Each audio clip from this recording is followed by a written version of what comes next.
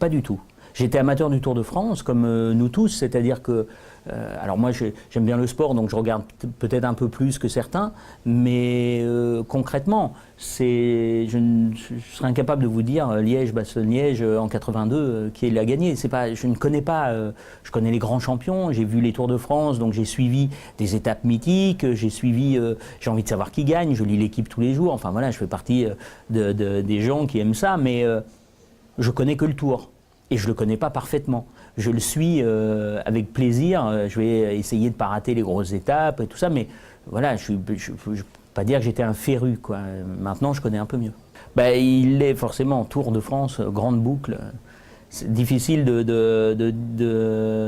Ça aurait été je sais pas, une sorte de vol que de faire un film qui s'appelle La Grande Boucle et qui reste scotché à Paris dans un studio. Ça aurait été vraiment très très dommage quand même. Donc oui, c'est un road movie parce que le Tour de France est un road movie, est un road de vie même.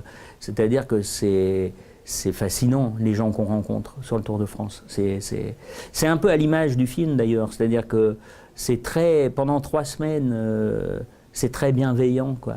Il y a une camaraderie, une bienveillance, une gentillesse réelle. Les gens se moquent pas, c'est pas cynique, c'est pas c'est plein, quoi. Donc, et c'est ce que le film rend bien, je trouve. Et ça, c'est au-delà du fait du Tour de France. C'est-à-dire que je pense que le film a la vertu de donner du souffle comme ça, sans plus, sans donner de leçons nullement, sans aucune prétention non plus. C'est juste un souffle, ça fait du bien, c'est comme un petit câlin, quoi, c'est cool. C'est pour ça que ça fait partie des films populaires, parce qu'il y a aussi tous ces grands seconds rôles.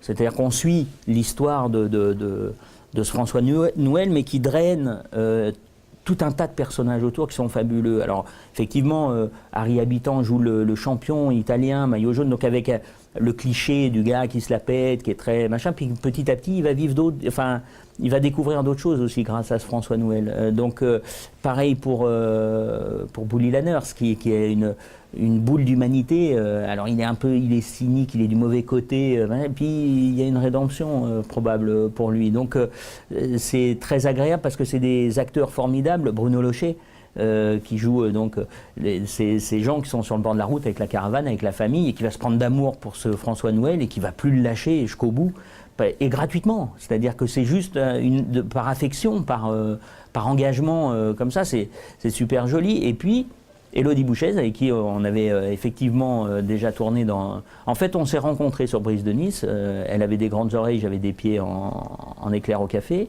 Et maintenant, en fait, on est mari et femme. Comme quoi, on a vieilli. Mais voilà, si le film rencontre la même popularité, ça voudra dire qu'on aura partagé encore quelque chose. Notre couple aura peut-être de l'avenir encore.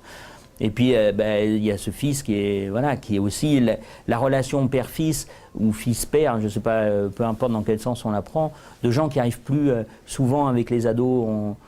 Petit à petit, on perd le contact de temps en temps avec ses enfants.